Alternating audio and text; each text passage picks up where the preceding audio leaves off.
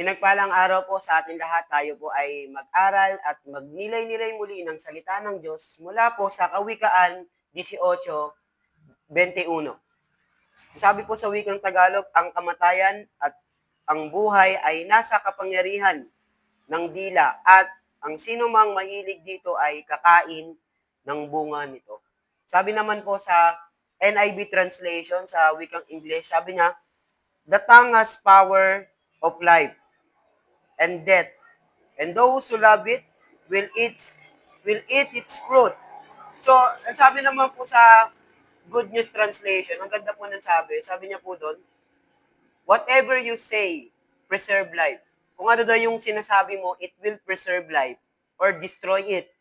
So you must accept the consequence of your words. Kailangan tanggapin natin yung consequence ng mga salitang